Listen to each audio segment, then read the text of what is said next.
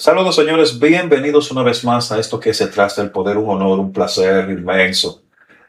Bueno señores, esta es la segunda parte del análisis de Elia Espinosa. Yo les había dicho que no solo de las elecciones vivirá el hombre.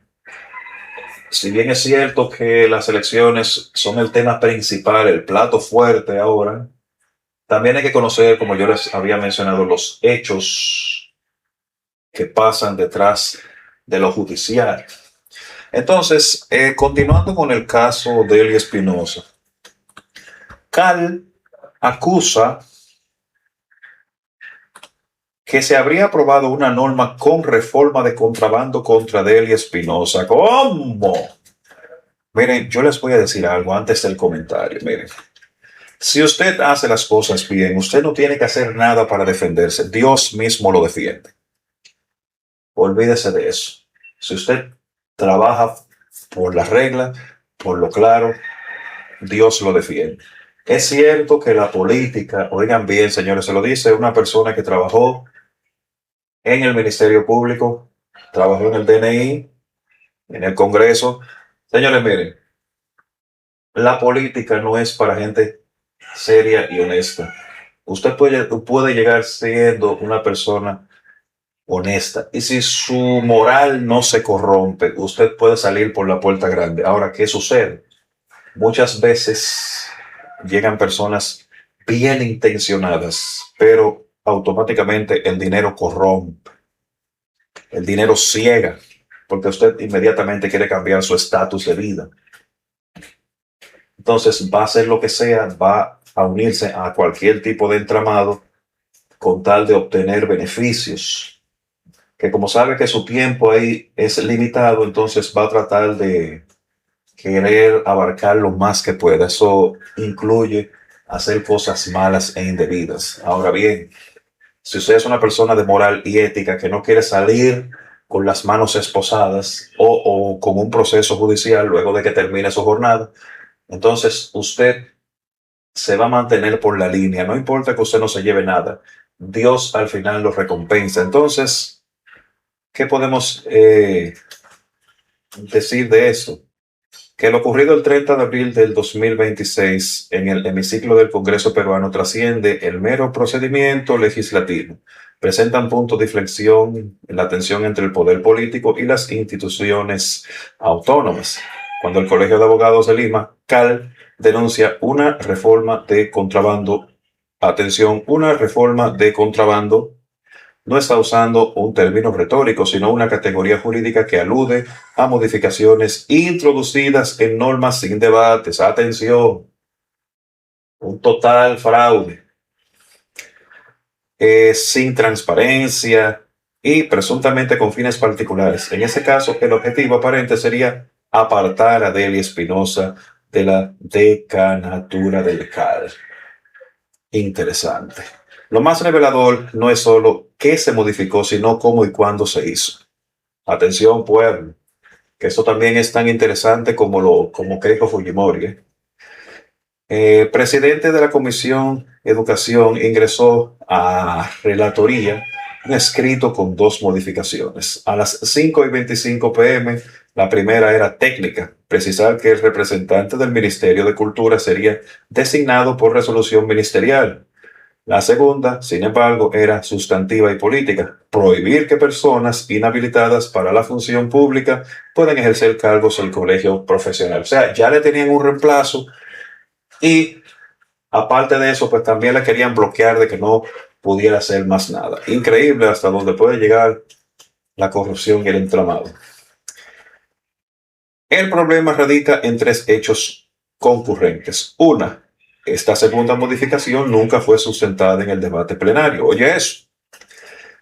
Dos, no fue puesta en conocimiento del Pleno antes de la votación. O sea, algo que se coló por debajo de la mesa. Mete eso ahí, corre, huye, antes que la dicten, corre, huye, huye. Se registró minutos antes de la votación cuando ya no era posible un análisis colectivo. Lo mismo que acabo de decir. Mete eso ahí, date prisa, huye. Esto vulnera principios básicos del debido procedimiento legislativo, publicidad, debate previo y consentimiento informado de los representantes. No es un detalle menor. Es la esencia de la legitimidad democrática de una ley.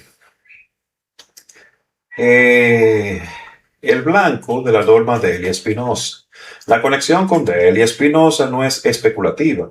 Ella ha sido inhabilitada para ejercer función pública por resoluciones administrativas y judiciales derivadas del procesos en su gestión al frente del CAL. Por tanto, una norma que prohíba a inhabilitados ejercer cargos en el colegio profesionales la afectaría directamente. Así surge una pregunta incómoda.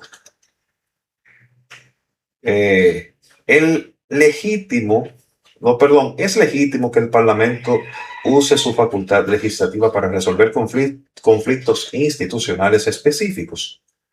Cuando una ley parece diseñada a medida para una persona, se habla de ley con nombre propio, figura que la jurisprudencia constitucional ha cuestionado por violar el principio de la generalidad de la norma jurídica.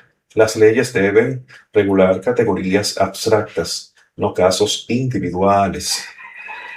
La estrategia procesal. Exonerar la segunda votación.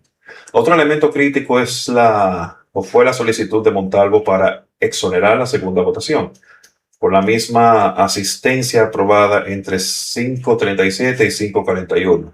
El derecho parlamentario, la segunda votación suele ser un mecanismo de reflexión y control.